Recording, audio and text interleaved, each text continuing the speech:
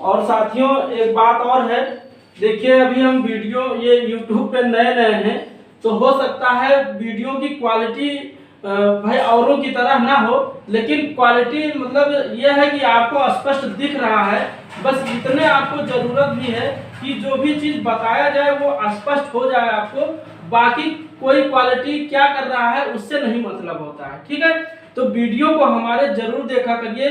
अब please skip करके ना देखिए, स्किप करेंगे तो समझ में कम आएगा। ठीक, अब कमेंट में जरूर डालिए, कहीं कोई डाउट हो या कोई एडवाइस ही देना है आपको हमें, तो वहां पे कमेंट जरूर करिए। Okay, thank you.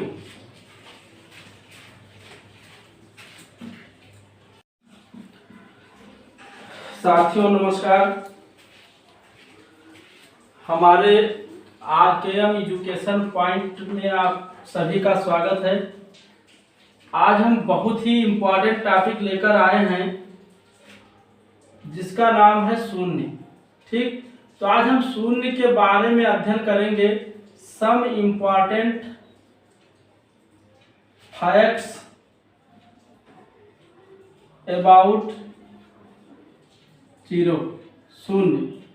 ठीक, देखिए शून्य अपने आप में तो कुछ नहीं है, लेकिन शून्य के बारे में जानकारी करना बहुत ही जरूरी है। ठीक है साथियों, मैं YouTube पर नया हूं और मेरा वीडियो सबसे बहुत ही अलग रहता है, कुछ ना कुछ आपको नई जानकारी जरूर मिलेगी, इसलिए हमारे चैनल को सब्सक्राइब कर लीजिएगा। चलिए शुरू करते हैं वीडियो। देखिए ये सारे पॉइंट ये जीरो के बारे में है, जीरो के बारे में हम लोग अध्ययन करेंगे।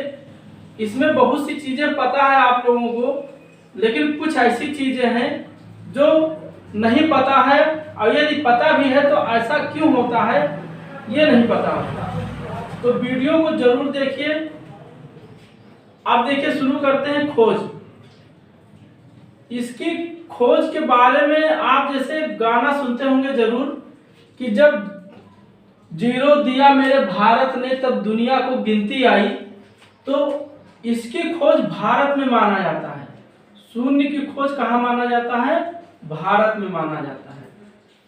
अब इसकी खोज किसने की, इस बात का अभी कोई स्पष्ट प्रमाण नहीं मिला है, लेकिन आर्यभट्ट ने जीरो के बारे में जो भी चीज बताया है वही आज गणित में यूज हो रहा है, इसीलिए शून्य की खोज आर्यभट्ट को माना जाता है, आर्यभट्ट को माना जाता है। ठीक, दूसरा टॉपिक है अन्य नाम। देखिए शून्य के कई नाम हैं। शून्य को हम शून्य जीरो मतलब शून्य कहते हैं, ये संस्कृत में इसको हम शून्य कहते हैं, और इसको हम जीरो भी कहते हैं और सिफर भी कहते हैं। क्या कहते हैं? सिफर कहते हैं। ये है शून्य के कई नाम हैं, तो ये आपको जानना जरूरी है। उसके बाद देखिए प्रकृति, ये बहुत ही इंपॉर्टेंट टॉपिक है, इसलिए इसको ध्यान से समझिएगा। प्रकृति मतलब नेचर, शून्य कैसा है। अब शून्य को जो है, ये जो शून्य होता है ना तो पॉजिटिव होता है, शून्य ना तो पॉजिटिव होता है और ना ही निगेटिव होता है। ठीक, शून्य ना तो पॉजिटिव होता है ना ही निगेटिव होता है। ऐसा क्यों? देखिए जैसे मान लीजिए हम संख्या रेखा पे, जब ये मान लीजिए कोई संख्या रेखा है, इस पे जो जीरो होता है, कहीं भी जीरो मान लीजिए जीरो है। ठीक, क्योंकि हम जानते हैं जीरो के राइट में कैसी संख्याएं होती है, धनात्मक संख्या होती है, पॉजिटिव नंबर होता है, और जीरो के लेफ्ट में कैसी संख्या होती है, ऋणात्मक संख्याएं होती हैं। ठीक, तो जीरो के इधर पॉजिटिव हो गया, जीरो के इधर निगेटिव हो गया, जीरो बीच में अकेला है, ये समझ नहीं पाता है कि हम पॉजिटिव है कि निगेटिव है, इसीलिए जीरो को ना तो पॉजिटिव माना जाता है ना ही निगेटिव माना जाता है। ठीक, इसके जितने भी पड़ोसी हैं, ये मतलब सब चले गए इधर पॉजिटिव में राइट में, और लेफ्ट वाले जितने पड़ोसी हैं सब चले गए लेफ्ट में।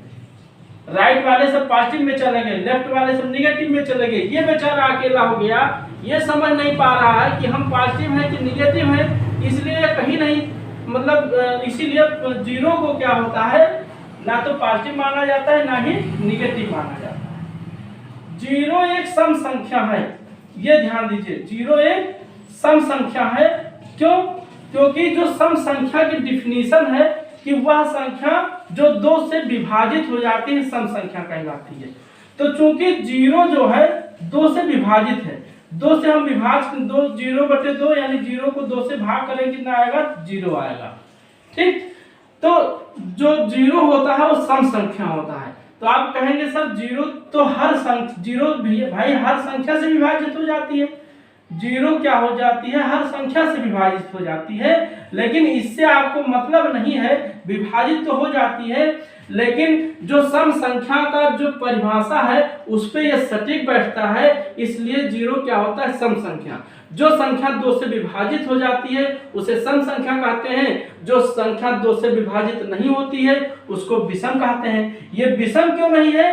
क्योंकि विषम वही संख्या होती है जो 2 से विभाजित नहीं होती है ना, लेकिन जीरो क्या होता है, 2 से विभाजित हो जाता है, इसीलिए जीरो को सम माना जाता है ना कि विषम। तो जीरो कैसी संख्या है, सम संख्या है। ठीक, और देखिए ये पहला प्रॉपर्टी हो गया, समझिए, दूसरा हो गया, तीसरी प्रॉपर्टी इसके बारे में देखिए, तीसरा नेचर इसका।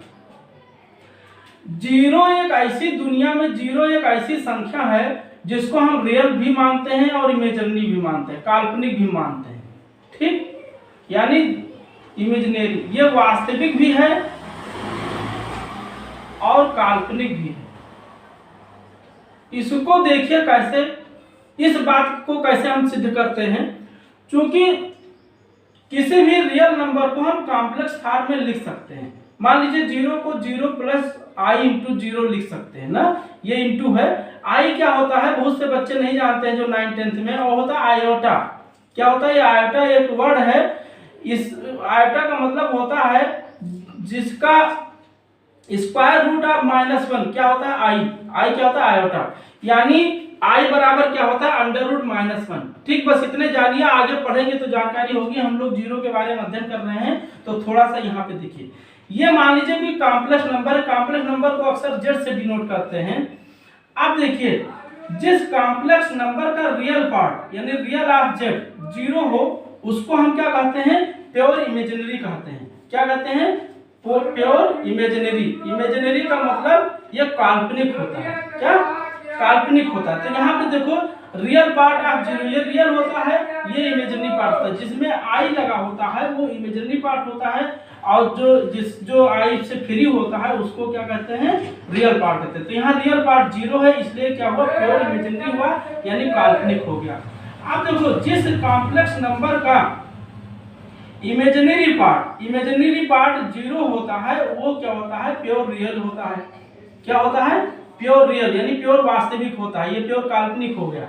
ठीक, अब देखो इमेजिनरी ऑब्जेक्ट क्या है, 0 है ना, इसीलिए ये क्या है, प्योर रियल भी है।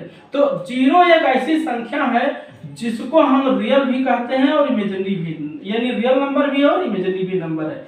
अब आप ये एक बात और, जैसे मान लीजिए किसी भी नंबर को, मान लीजिए 1 को भी तो 1 + i × 0 लिख सकते हैं। बट यहाँ पे देखिए, यहाँ पे अगर हम इसको जेड मान लें तो यहाँ रियल पार्ट ऑफ जेड कितना होगा, रियल पार्ट ऑफ जेड माने जिसमें आई नहीं है, आई इसमें नहीं, 1 हो गया। तो अगर रियल पार्ट ऑफ जेड 0 होता तो इसको क्या माना जाता, इमेजिनरी माना जाता, यानी ये इमेजिनरी नहीं है। ठीक, इमेजिनरी नहीं है। ऐसे अगर इमेजिनरी पार्ट किसी भी नंबर, कॉम्प्लेक्स नंबर का इमेजिनरी पार्ट अगर 0 हो तो उसको हम क्या मानते हैं, रियल मानते हैं। तो चूंकि यहाँ इमेजिनरी पार्ट 0 है इसका, इसलिए ये क्या है, रियल है। तो 1 क्या है, रियल है। ठीक, 1 को हम, यानी किसी भी नंबर को, अगर हम किसी भी रियल नंबर को ना तो मतलब इमेजिनरी नहीं कह सकते, रियल ही होता है। लेकिन 0 ऐसा रियल नंबर है जो रियल को भी रियल नंबर भी है और इमेजिनरी नंबर भी है। ठीक, अब आगे देखिए, इसको हम मिटाते हैं क्योंकि जगह कम है, सब समझना है। तो ये समझ में आ गया होगा आपको। आगे देखिए, आगे तीसरा पॉइंट है आपका। ठीक, तीसरा पॉइंट है, देखिए एडिटिव आइडेंटिटी। एडिटिव आइडेंटिटी यानी जीरो जो होता है किसी भी नंबर का एडिटिव आइडेंटिटी होता है। कि एडिटिव आइडेंटिटी होता क्या है कि जैसे मान लो x का एडिटिव आइडेंटिटी यानी x में हम क्या जोड़ दें, x में हम क्या जोड़ दें कि मुझे वही x मिल जाए। क्या मिल जाए? x मिल जाए। तो x में क्या जोड़, जीरो ही जोड़ेंगे तभी तो x मिलेगा। यानी किसी भी नंबर का जो एडिटिव आइडेंटिटी होता है वो जीरो होता है। ठीक, चाहे नंबर हो चाहे कोई अलजेब्रिक स्ट्रक्चर हो। अलजेब्रिक स्ट्रक्चर का मतलब क्या होता है? बीजगणितीय संरचना, माने बीजगणितीय व्यंजक हो, कोई बीजगणितीय व्यंजक हो तो उसका भी एडिटिव आइडेंटिटी जीरो होता है। क्योंकि भाई मान लीजिए 2x + 3 है तो 2x + 3 में हम क्या जोड़ें कि मुझे जीरो मिल जाए। तो जीरो जोड़ेंगे तभी तो 2x + 3 में हम क्या जोड़ें कि यही संख्या मिल जाए। तो 2x + 3 में जीरो ही जोड़ेंगे तभी तो 2x + 3 मिलेगा, है ना। तो यानी चाहे कोई नंबर हो चाहे कोई बीजगणितीय व्यंजक हो, वो सभी का एडिटिव आइडेंटिटी क्या होता है? जीरो होता है। देखिए एडिटिव आइडेंटिटी और एडिटिव इनवर्स में अंतर है, ध्यान दीजिएगा। एडिटिव इनवर्स क्या होता है यहाँ हम चलिए थोड़ा सा बताते चलते हैं। एडिटिव इनवर्स को हम क्या कहते हैं? योगात्मक प्रतिलोम कहते हैं। योगात्मक प्रतिलोम कहते हैं। यानी ये होता है कि जैसे दो का योगात्मक प्रतिलोम क्या होगा? -2। क्यों? क्योंकि 2 में हम -2 जोड़ेंगे तभी तो मुझे जीरो मिलेगा। योगात्मक आइडेंटिटी मिलनी चाहिए। योगात्मक आइडेंटिटी क्या होता है यानी एडिटिव आइडेंटिटी क्या होता है? जीरो होता है। इसलिए 2 का एडिटिव इनवर्स क्या होगा? -2। यानी पॉजिटिव नंबर का एडिटिव इनवर्स निगेटिव होगा, निगेटिव नंबर का एडिटिव इनवर्स पॉजिटिव होगा। ठीक, यहाँ पे देखिए ये काम खत्म। अब आगे देखते हैं मल्टीप्लिकेटिव इनवर्स। ठीक, ये देखिए किसी भी मल्टीप्लिकेटिव इनवर्स ऑफ जीरो, यानी जीरो का मल्टीप्लिकेटिव इनवर्स ये अनडिफाइंड होता है यानी नॉट डिफाइंड होता है। इसको कैसे समझेंगे? समझिए यहाँ पहले ये जानिए कि मल्टीप्लिकेटिव इनवर्स क्या होता है। तो मल्टीप्लिकेटिव इनवर्स जानने के लिए पहले मल्टीप्लिकेटिव आइडेंटिटी जान लीजिए। तो मल्टीप्लिकेटिव जो आइडेंटिटी होता है वो क्या होता है? 1। क्या होता है? 1 होता है। जैसे 2 का मल्टीप्लिकेटिव इनवर्स क्या होगा यानी 2 को हम किससे गुणा करते हैं कि 1 आ जाए। तो 2 को हम 1/2 से गुणा करेंगे तब 1 आएगा। तो 2 का मल्टीप्लिकेटिव इनवर्स क्या हुआ? 1/2 हुआ। ठीक, ऐसे अगर हम 2/3 का मल्टीप्लिकेटिव इनवर्स क्या होगा? 3/2 होगा ना, क्योंकि इन दोनों का गुणा क्या आएगा? मल्टीप्लिकेटिव आइडेंटिटी मिल जाएगी मुझे। तो कहने का मतलब यह है यहाँ पे मल्टीप्लिकेटिव इनवर्स जो होता है यहाँ पे न्यूमरेटर डिनोमिनेटर चेंज हो जाता है ना। अगर -1/2 है तो इसका मल्टीप्लिकेटिव इनवर्स क्या होगा? -2/1 होगा यानी -2 होगा। ठीक, तो यहाँ पे देखिए अब जैसे हम ये मिटा दें, अब जैसे हम कह रहे हैं कि जीरो का मल्टीप्लिकेटिव इनवर्स एग्जिस्ट नहीं करता है। क्यों? जैसे हम जीरो को 0/1 लिख सकते हैं। जैसे दिया था कि 1/2 का मल्टीप्लिकेटिव इनवर्स क्या होता है? 2/1 हो जाता है यानी पलट जाता। तो ऐसे 0 को 0/1 लिख सकते हैं। तो इसका मल्टीप्लिकेटिव इनवर्स क्या आएगा? 1/0 आ जाएगा। अब 1/0 पहले ये देखिए ये डिफाइंड है कि नहीं है। तो थोड़ा सा इसको देखने के लिए जैसे मान लीजिए हम 15/3 लिखते हैं तो 15/3 माने क्या आएगा? 3 × 5 = 15 यानी 5 आएगा। यानी इसका मतलब 3 को अगर हम 5 बार जोड़ें तो मुझे 15 मिल जाएगा, है ना। ऐसे यहाँ पे देखिए तो इसको भाग की क्रिया को ये जो है फॉलो करना चाहिए। तो कुछ भी बटे, मान लो हम 1/0 ले रहे हैं तो 1/0 का मतलब ये हुआ कि 0 को हम कितनी बार जोड़ दें कि 1 मिल जाए। तो चूंकि 0 को हम चाहे जितनी बार जोड़ेंगे हमेशा क्या मिलेगा? 0 ही मिलेगा, 1 कभी नहीं मिल सकता, है ना। तो ये क्या है? ये नॉट डिफाइंड। इसको हम डिफाइन नहीं कर सकते कि 1/0 का मान क्या आ जाएगा, इसीलिए अनडिफाइंड है, नॉट डिफाइंड है ना। समझ पा रहे? तो कुछ भी /0 जैसे अभी हम कहें 5/0 यानी 0 को कितनी बार जोड़ दे कि 5 आ जाए तो ये नॉट पॉसिबल है, नॉट डिफाइंड है। हम कुछ कह ही नहीं सकते कितनी बार जोड़े, क्योंकि 0 को हम चाहे जितनी बार जोड़ते हैं हमेशा क्या मिलता है? 0 मिलता है। तो 0 को हम ऐसा नहीं कि तुम चाहे जितनी बार जोड़े 5 नहीं मिल सकता है, तो ये नॉट डिफाइंड हुआ। तो कुछ भी बटे 0 क्या होता है, नॉट डिफाइंड होता है। तो ऐसे 1 बटे 0 क्या हुआ, नॉट डिफाइंड हुआ। और 1 बटे 0 है क्या, 0 का मल्टीप्लिकेटिव इनवर्स है, तो ये नॉट एग्जिस्ट करता है।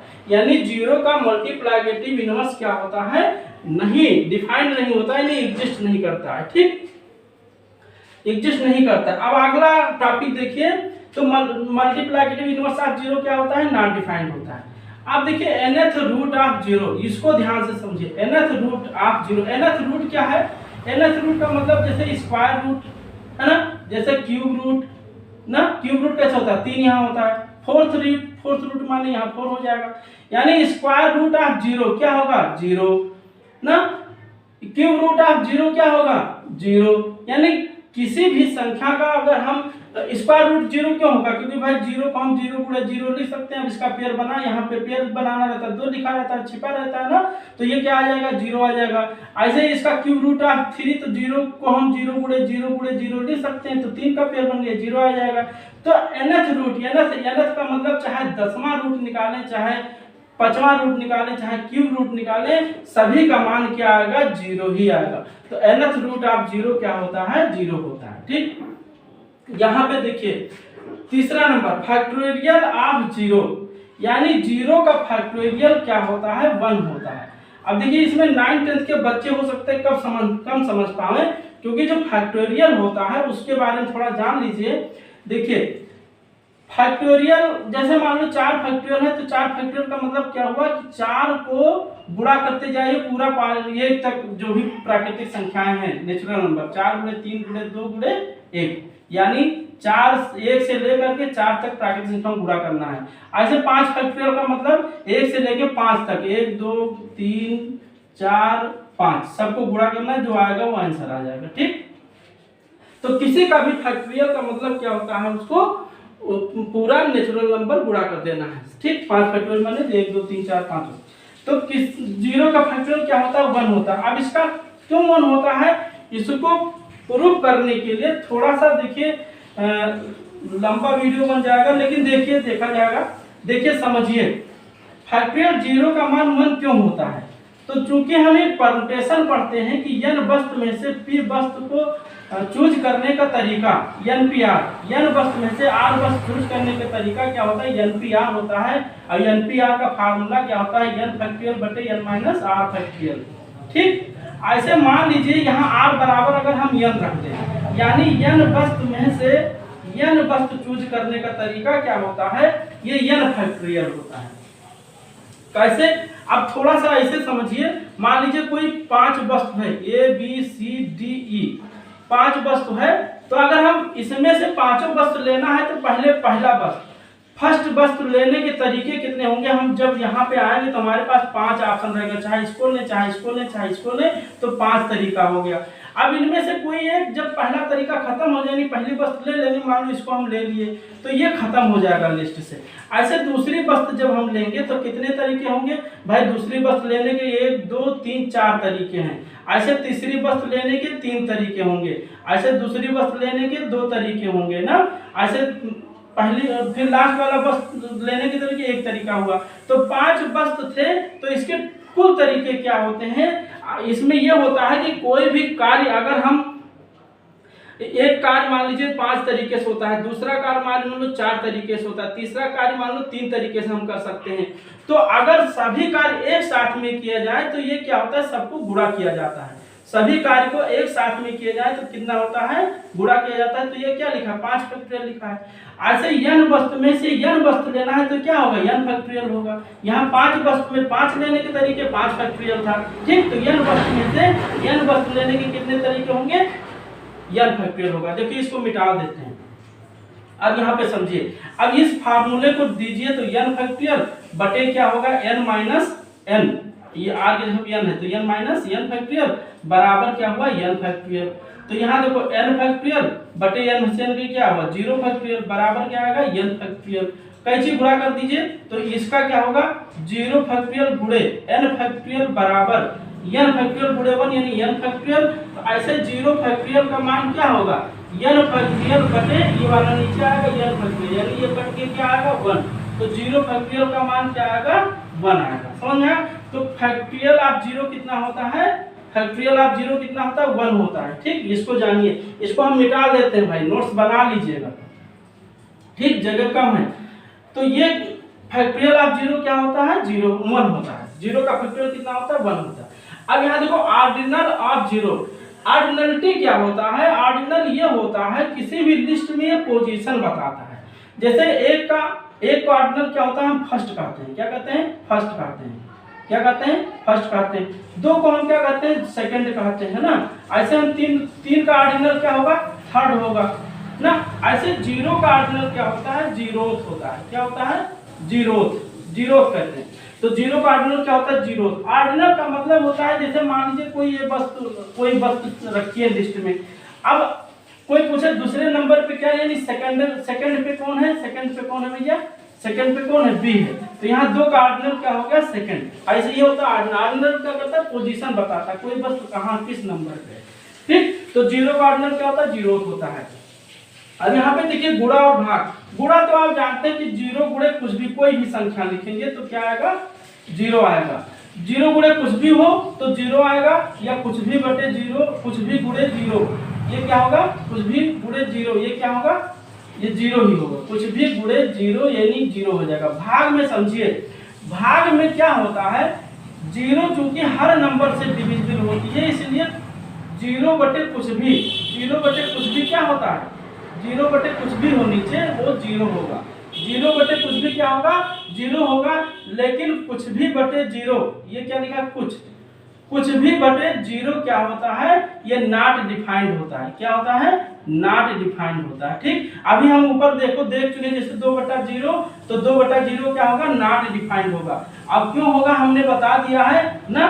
देखिए भाग की क्रिया क्या होती है, जैसे मान लीजिए 10/2 लिखा है, यानी क्या आएगा 5 आएगा, यानी 2 को 5 बार जोड़े तो 10 आ जाएगा। तो ऐसे हम 0 को कितनी बार जोड़े कि 2 आ जाए, तो अगर ये मिल जाए आंसर तो ये डिफाइंड हो जाएगा। लेकिन 0 को हम चाहे जितनी बार जोड़ेंगे वो 0 ही मिलेगा, वो 2 नहीं मिल सकता, इसलिए ये नॉट डिफाइंड होता है। ठीक, तो कुछ भी बटे 0 क्या होता है नॉन डिफाइंड होता है। देखो आप परिमेय संख्या पढ़ते हो, कोई भी फ्रैक्शन पढ़ते हो तो कहते हो p बटे q के रूप में हो, but q does not equal 0 हो। नीचे की संख्याएं कभी 0 नहीं होनी चाहिए। अगर नीचे की संख्या यानी हर 0 हो गया तो क्या हो गया वो नॉट डिफाइंड हो गया। ठीक, तो ये देखिए समझ में आया, कुछ भी बटे 0 क्या होगा नॉट डिफाइंड होगा। कुछ भी बटे 0 क्या होगा नॉट डिफाइंड होगा। देखिए जगह जो है, चलिए इसमें हो जाएगा, नहीं होगा तो फिर मिटा लेंगे। अब देखो 0 गुणे पॉजिटिव नंबर, यहाँ देखो 0 का पावर क्या है पॉजिटिव नंबर, यानी 0 का पॉजिटिव कोई भी नंबर हो 0 के पावर पे 0 ही होगा। कैसे भाई 0 का पावर 1 क्या होगा 0, 0 पावर 2 माने 0 को 2 बार गुणा करो 0 ही आएगा, 0 पावर 3 कितना होगा 0 ही होगा।